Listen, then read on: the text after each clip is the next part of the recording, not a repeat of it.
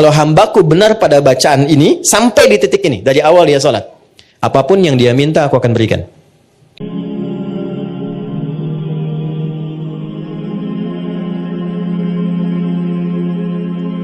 Assalamualaikum warahmatullahi wabarakatuh. Di video ini, kita akan membahas salah satu kunci agar doa cepat dikabulkan.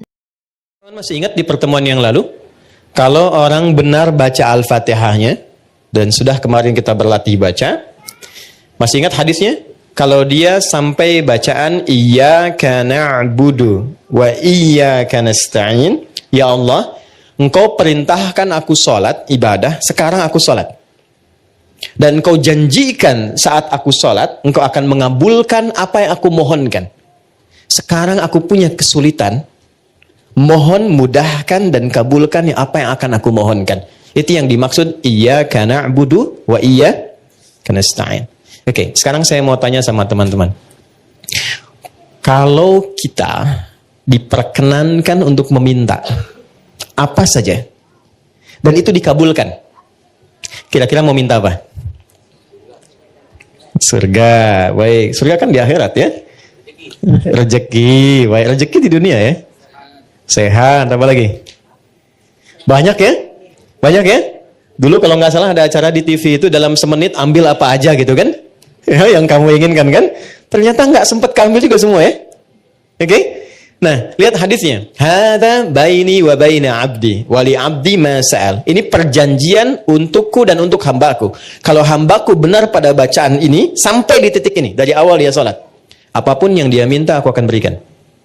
Apapun yang dia minta aku akan berikan.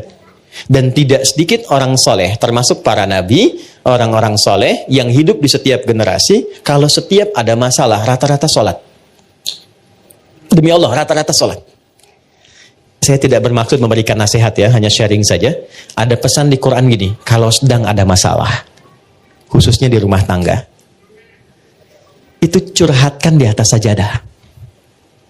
Itu poinnya. Kalau sedang ada masalah, khususnya di rumah tangga, curhatkan di atas sajadah. Itu ada di Quran, surah ke-12 ayat 86. Innama ashku bathi wa huzni ilallah. Adukan, tumpahkan di atas sajadah. Maka yang pertama Allah berikan satu ketenangan dalam jiwa. Jadi walaupun solusinya belum ada, tapi hatinya sudah tenang. Ya. Awas, sajadahnya nggak usah dilebarkan sampai ke Instagram, ke Facebook, nggak usah. Ya, di tempat kita aja. Semakin lebar, semakin meluas persoalannya. Itu janji Allah.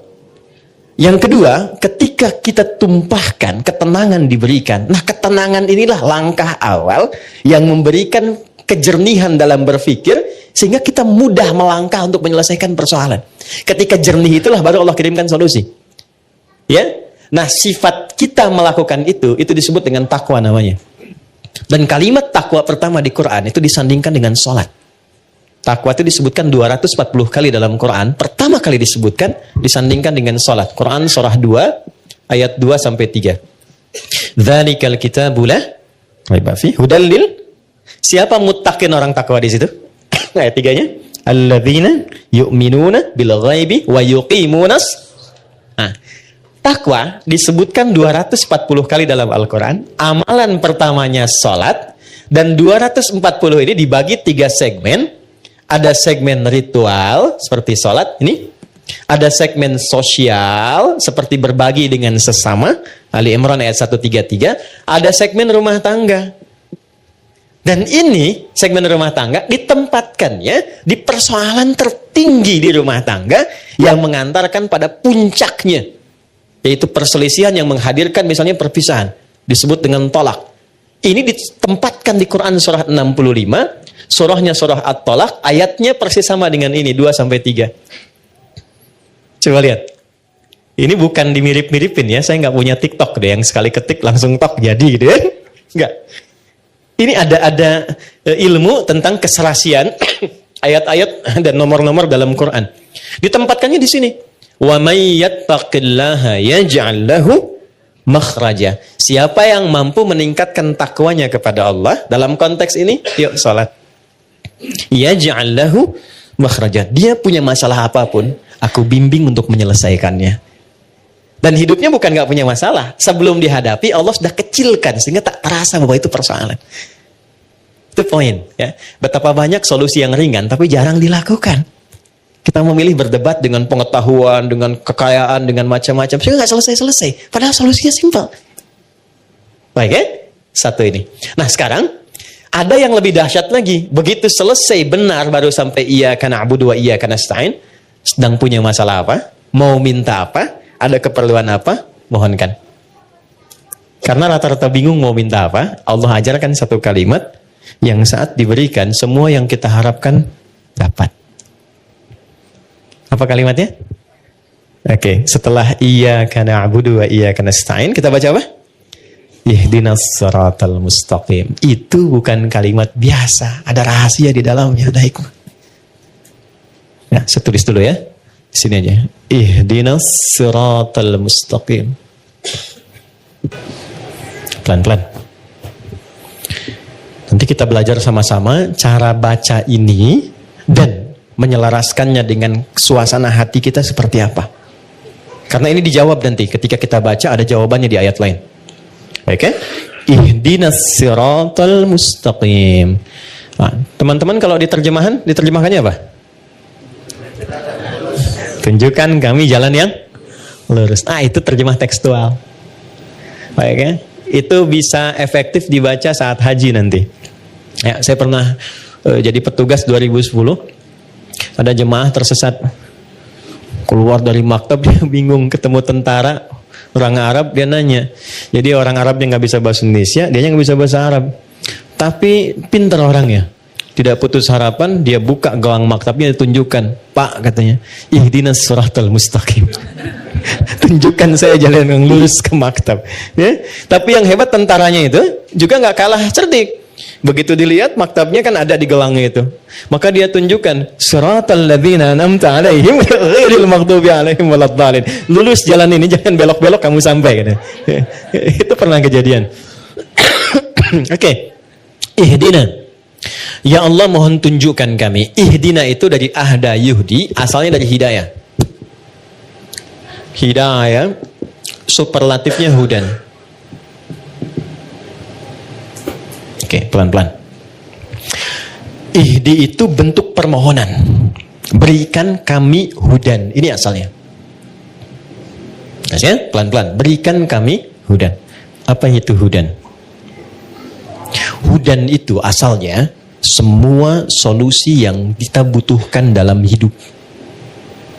Simpel sekali. Semua solusi yang kita butuhkan dalam hidup. Contoh, Al-Quran itu disebut hudan oleh Allah. Al-Baqarah ayat 185. Ya syahrul Ramadan alladzi unzila fihil Quran hudan linnas. Kenapa Al-Quran disebut hudan? Karena isinya 6.236 ayat dari Al-Fatihah sampai An-Nas, itu semua isinya solusi buat kehidupan kita. Tentang anak ada di situ, tentang pekerjaan ada di situ, tentang maaf ya, semua hal yang kita jalani dalam hidup dari mulai lahir sampai wafat itu ada di situ semua. Jadi bukan ayat bacaan yang hampa makna, bukan. Itu semua kalau dikeluarkan itu ada temanya secara tematik. Imam Al-Bukhari itu mengeluarkan 97 tema dari Quran. Disusun di dalam kitab beliau namanya Sahih Al-Bukhari. Bukan kitab hadis mata, bukan. Itu ada temanya. Dari mulai tentang iman, Anda bertanya kenapa iman saya suka naik turun. Kalau naik semangat ibadah, kalau turun saya agak malas gitu ya. Di sini nanti dikeluarkan ayatnya, topiknya apa, lalu ayatnya, lalu hadisnya, sejumlah 57 hadis. Ada bab bisnis kitabul buyu'. Teman-teman yang pebisnis, pengusaha, pengen belajar value dari Quran dan hadis, membimbing kita bisnis. Ya. Demi Allah saya katakan, sahabat-sahabat Nabi dan tabi'in generasi setelah itu yang mengaji dari topik ini, tema bisnis, itu setelah belajar mempraktekkan, tidak pernah ada yang kembali modal. Semua kembali untung. Dan kekayaannya itu di atas rata-rata. Ya, saya mau sebut Abdurrahman bin Auf, itu sebelum masuk Islam dan belajar dari Quran, itu kekayaannya itu standar aja walaupun kaya. Tapi setelah masuk Islam, itu kemarin riset saya tentang beberapa para sahabat, itu kekayaannya divaluasi kalau kekinian itu sampai dengan 72.000 triliun.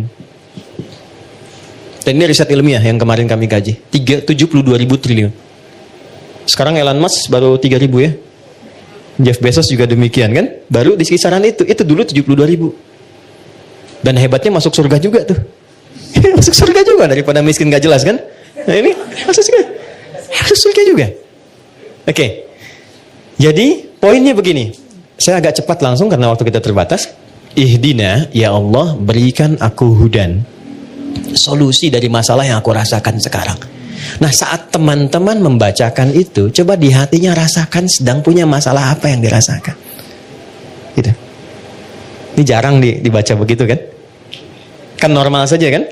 Ihdinas siratal mustaqim, siratal ladzina an'amta 'alaihim ghairil maghdubi 'alaihim waladdallin. Amin, selesai. Sampai di situ benar untuk menggugurkan rukun dalam salat. Sah salatnya. Tapi Anda nggak dapat ini. Benar untuk menggugurkan rukun dalam salat. Sah salatnya. Tapi Anda nggak dapat ini. Nggak dapat kenikmatannya. Jadi begitu Anda bacakan ihdinas siratal mustaqim, rasakan dalam hati kita, nggak perlu diungkapkan. Kita belum sujud. Nggak perlu diungkapkan. Rasakan dalam hati ada masalah apa yang dibawa dalam sholat. Karena Allah itu Maha tahu orang sholat itu pasti punya persoalan. Pasti bawa masalah. Ini kan tenang-tenang senyum-senyum itu ya boleh jadi juga ada masalah kan. Nggak semuanya tenang kan dalam hatinya kan. Sama. Nggak ada orang dari subuh sampai zuhur nggak punya masalah. Itu nggak ada itu. Ya, nggak ada. Semua orang punya persoalannya. Maka Allah tunggu sampai zuhur itu. Kita minta supaya diselesaikan. Maka ketika selesai zuhur, nikmat kita menjalani siang sampai sore. Itu hikmahnya demikian. Filosofinya begitu. Jadi begitu Anda bacakan, ihdinas siratal mustaqim, ya Allah, mohon berikan solusi. Kan?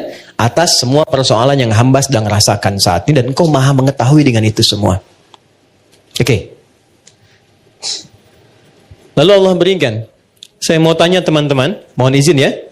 Kalau diberi itu pengen cepat, pengen lambat. Ingin mudah, ingin sulit. Mudah kan? Baik. Kalau ada jalan berliku dengan jalan lurus, yang paling cepat yang lurus atau yang belok-belok? Lurus kan? Nah, lurus itu namanya siratal mustaqim. Mustaqim itu lurus, artinya mudah. Sirat itu lapang. Jadi sirat itu, jembatan kan yang sering kita pahami ya, jembatan, itu sebetulnya bukan jembatan sempit. Karena Nabi pernah sampaikan, kayak rambut di bawah 7 kan? Ya kan? Nah, itu menjadi sempit pada orang yang banyak maksiat dan kurang amal. Tapi bagi orang yang dekat dengan Tuhan, dia mendedikasikan kegiatan di dunianya untuk beribadah kepada Allah dengan berbuat baik, maka itu menjadi lapang. Ketika lapang itulah menjadi surat namanya. Paham? Baik, jadi seakan kita minta begini, ya Allah, mohon berikan aku solusi dan lapangkan saat aku menerimanya, serta mudahkan dalam prosesnya. Jelas? Lapangkan aku saat menerimanya, dan mudahkan dalam menjalani prosesnya. Oke. Saya kasih pertanyaan, kalau bisa jawab saya kasih hadiah umroh ya. Saya serius. Saya serius. Bintang 5 di Mekah Madinah. Oke. Salat sendiri kan? Ya kan? Walaupun berjamaah kan kita sendiri kan? Ya kan? Nanti sifatnya jamaah dengan banyak orang. Kenapa di sini mintanya tunjukkan pada kami, padahal kita sendiri? Ihdina. Kenapa enggak ihdi? Oke, silakan. Ya. Boleh?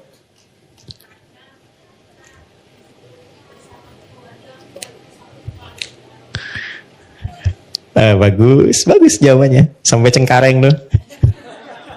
Oke, ada yang lain? Silakan. Berdoa agar kami, maksudnya tangan, kaki, kepala semua juga ikut berdoa. Bagus. Sampai migrasi. Waktu habis. Waktu habis. Dari sini, saya cepat saja. Gini. Ini filosofi dalamnya, ini saya kasih yang paling dalam sekali. Maaf ya, kalau kita sedang punya masalah, masalah itu untuk sendiri atau kadang ada yang terlibat di sekitaran kita. Oke. Bagi kita mudah, tapi mungkin bagi pasangan kita belum tentu itu mudah. Bagi kita dan pasangan mudah, tapi mungkin bagi ayah dan ibunya belum tentu mudah. Bagi suami istri mudah, tapi bagi anak belum tentu mudah. Kenapa kita sertakan dina di sini, ihdina, untuk memberikan kesan bahwa ya Allah, berikan solusi atas masalah yang sedang hamba jalani, mudahkan prosesnya dan lapangkan untuk semua yang mengalami itu. Kalau suamiku di dalamnya, lapangkan hati suamiku pula. Kalau ada tetanggaku di dalamnya, lapangkan tetanggaku. Kalau ada ibuku di dalamnya, lapangkan hati ibuku. Itu dalam banget. Itulah sebabnya kenapa menggunakan na, tidak menggunakan bentuk tunggal secara personal. Jadi, ketika kita menunaikan sholat, di situ Allah ingin menyelesaikan persoalan, masalah yang kita alami setuntas-tuntasnya, bukan 1-2 tahapan kehidupan. Semoga video ini bermanfaat dan bisa menjadi pengingat untuk kita semua. Kalau kamu merasa ini bermanfaat, silahkan share ke orang lain agar kebaikan ini terus mengalir. Wassalamualaikum warahmatullahi wabarakatuh.